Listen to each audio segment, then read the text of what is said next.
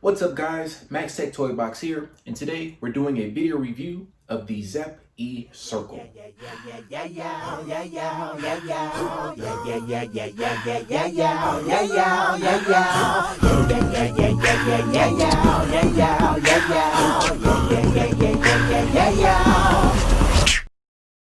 So first things first, we're going to always point out the most important aspect of any device that we do a review here on Max Tech Toy Box, and that's the price. So you can get the Zepp E Circle for $249. You can purchase it directly from Zepp's website. I believe it's available in the US and also in the UK. Now, 250 bucks is a little bit on the steep end, especially for a brand that's not so consumer facing. To give you guys a little bit of background information about Zepp, I did do some research, and Zepp is actually known a lot for some of the fitness enthusiasts and athletes who train. It's one of the better known name brands. However, like I said, on the consumer aspect of things, a lot of people have no idea who they are. So chunking out 250 bucks for a device that you really don't have much information about, that is a little bit on the steep end. So now we're gonna go and talk about some of the pros of the device and some of the cons. So pros, this thing looks beautiful. Aesthetically speaking, it is just a beautiful, luxurious piece of jewelry. That's what watches really at one point in time were considered to be, and it just looks so good.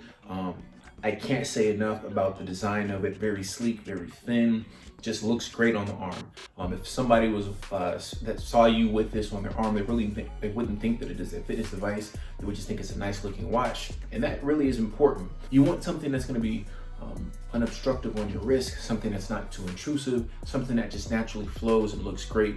And while wearing this, I got lots of compliments. So from there, we're going to go ahead and show you a little deep dive into the device on day-to-day use.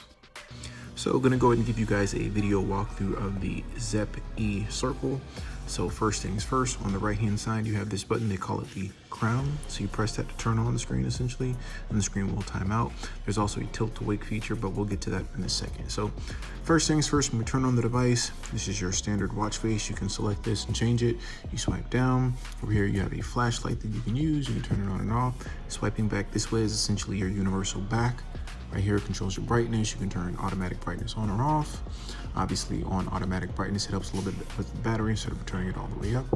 This is your do not disturb, enable, timed, smart, turn that off. Over here, you have the battery saver. So you can turn that on and off, and turn it off. This is how you lock your screen, of course, so now it's locked. If you want to unlock it, you have to hold down the crown. I really don't know why they call it a crown. It's just a button, but whatever. Swipe down. Over here, this will find your phone. I'm recording from my phone, so I won't do that. And then over here is just to enable theater mode, of course, if you want to turn down the brightness, essentially. So we'll go ahead and hit back on that. And then, of course, up top, your date, the day, battery percentage, the weather, notifications. And I'm not sure what that, I think that's just to indicate whether or not you are connected to the phone, which obviously I am. Let me zoom out a little bit, don't need it to be that close. All right, so swiping to the right, this will show you your daily activity, essentially, how long you've been standing, your steps, and any sort of activity like workouts. Swipe up, it'll tell you your calories, how long you've walked. Go in here and change my goal to whatever you want it to be, fat burning ring, move ring for how many steps you want to watch, or if you want to change it maybe to calories instead of that, swipe back. Fat burning ring, same sort of thing, like when you're working out, if you are within the fat burning zone, essentially. Stand ring, same sort of thing for how long you want to be standing. Very similar to the Apple's move rings, as it were. So swiping up. So yeah, so now we want to swipe to the right more. It'll tell you your heart rate currently, right? Swiping up. I'm sorry, I meant swipe to the right. Heart rate zone tells you you're relaxed. The percentage you've been in warm-up, fat burning, aerobic. I didn't work out today, so pretty much all day I've been in the relaxed zone. Swipe over your music connector. You cannot have music on here, but you can control it if you have music playing on your phone. Swiping over again just tells you the weather. Right now it's displaying in Celsius, and gives you just your weekly cap essentially for the rest of the week. Over. This is your PI. PI stands for, it's like personal activity indicator. I forget what the I stands for. I will go ahead and put that on the screen so you guys can see. But it's supposed to be a better way at talking about how essentially healthy you are or you've been, how intense your workouts have been on your body, and you try to get to a goal of essentially 100 pi for the week, right? And then you sort of can increase your pi from that. Sorry. So yeah, so currently my pi is at 60. So this number here is indicative for the week. It's not like for a day. Of course, you can look at your pi for the day, but just so you guys know. So yeah, and then if you wanted to, so this button here it launches your menu button to work out, show your pi, heart rate, SpO2. Just to show you guys, if I was going heart rate, you guys already saw, it's showing me what my heart rate is currently, 63 beats per minute. I have found that the heart rate is fairly accurate, especially in the lower heart rate ranges, is up to about 160 beats per minute. Once you get higher than that, it is not as accurate. Go up, SpO2. So I'm gonna go ahead and show you guys how that goes. Start measurement. Say maintain still. SpO2, in case anybody is wondering, is supposed to give you some indication of your oxygen levels, your blood saturation, or the oxygen saturation levels in your blood. Okay. So anyways, we'll go back. Workout from here. You can go in here, the different workouts that you have available: outdoor running, walking, outdoor cycling, treadmill, indoor cycling, pool swimming, elliptical training, climbing, trail running, skiing, and then free training. So there is no weightlifting sort of version here. There's no basketball, there's no football, no rugby, no other sports. It's kind of bare bones in all honesty, but that's sort of what the free training is for. So you can go that, and then if you were to start a workout, go free training. It's going to try and find your heart rate. You can go in here and adjust the settings. There's a target workout goal you want to go to, workout reminder, real-time graph. Go and swipe back. There is no ability to connect this to a Bluetooth heart rate monitor. So Zepp is essentially using the exact same operating system as Amazfit has been using for all of their wearables. The only Amazfit watch that allowed you to connect to a Bluetooth heart rate monitor, I believe, was the GTR.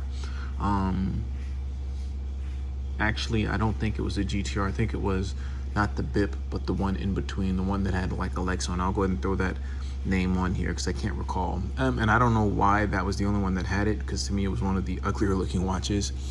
But it would have been nice to have that on here, but it's not available. So anyways, we go back here. After workout, you have activities.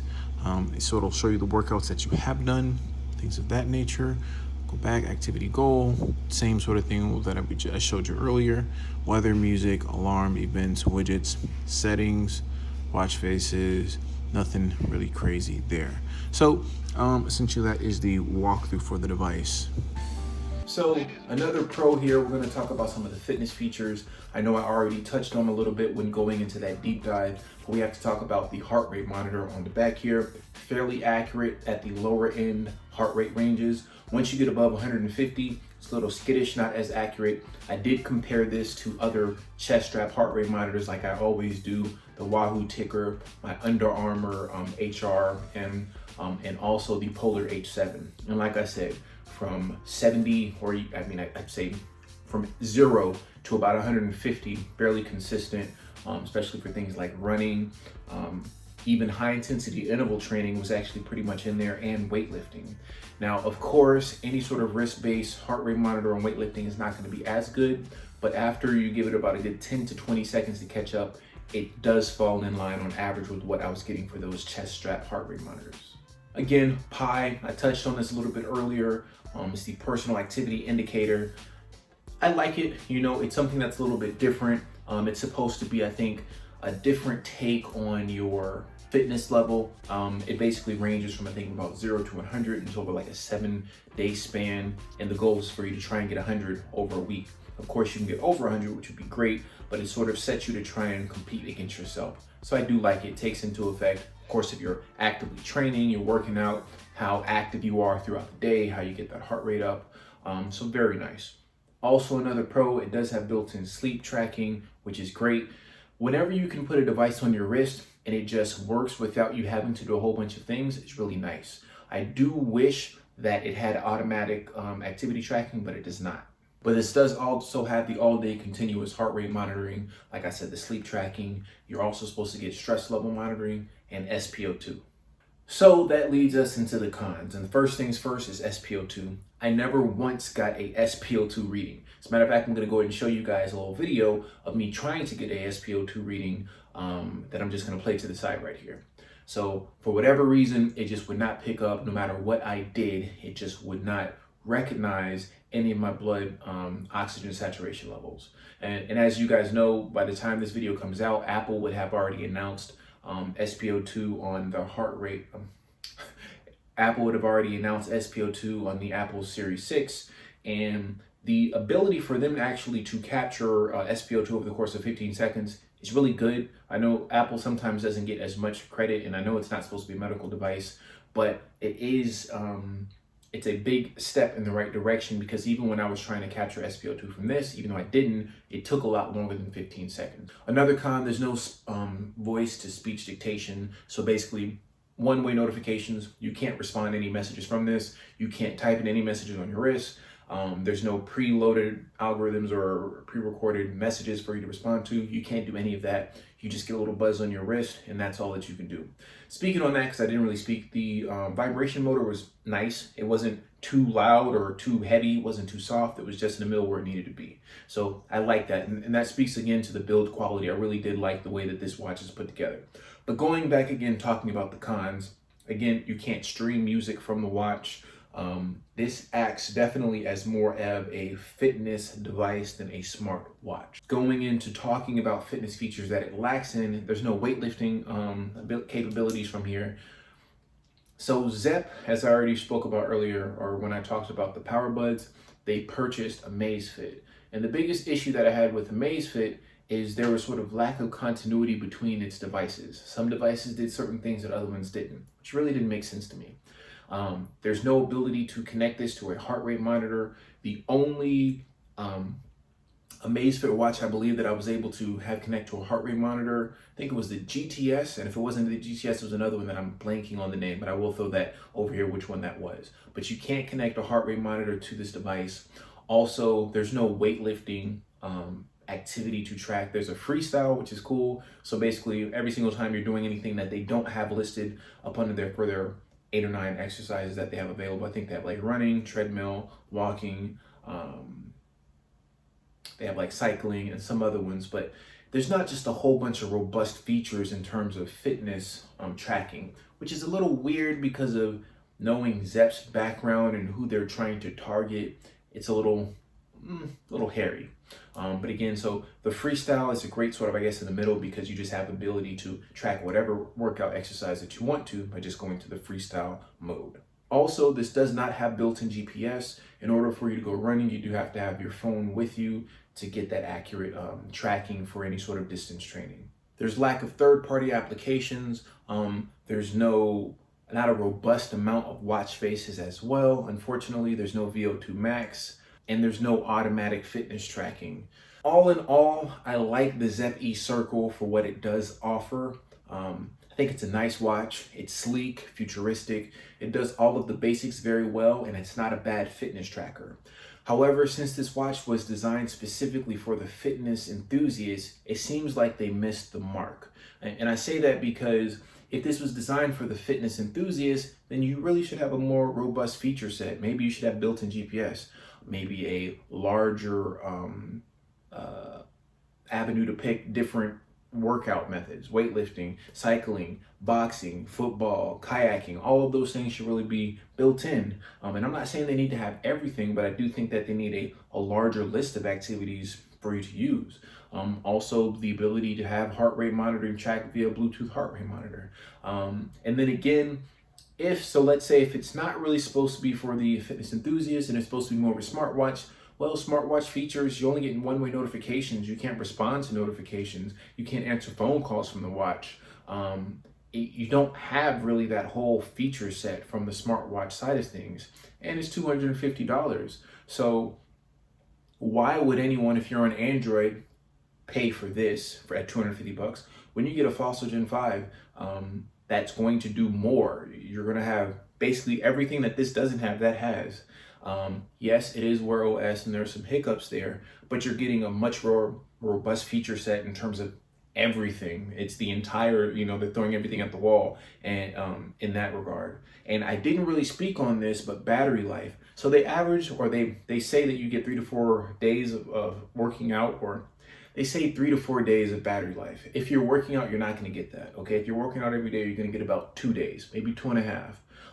It's not bad for a smartwatch. I just hate when they always advertise one thing and then you never actually get that on day-to-day use. And also not actually being able to capture an SpO2 reading really handicaps this device from really reaching its full potential.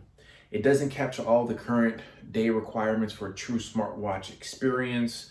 And at $250, it's hard to recommend the purchase this something over a Wear OS device, as I stated before. And if you have an Apple device, now that Apple has announced the Apple Watch SE, I mean, this is a non-starter. Apple is really shaking up things with their whole SE lineup of devices, because you can get that for $279. So it's going to be interesting. I never really thought that the Zepp Circle was going to be like a huge seller, right? It wasn't going to sell a whole bunch of units, but it's a nice looking watch, so I wanted to give it a try. So all in all, I can't honestly recommend this for any one particular person, because it seems like it does the very, very basics well, but it doesn't do anything great. And it's not really like a jack of all trades either. So it's Max Tech Toy Box signing off. Hope you guys enjoyed the video review. Like, comment, subscribe. Let me know if there's anything that I missed out on that you guys want to know more about. Any questions, leave them down in the comment section below. And until you guys see me again, stay safe. Peace.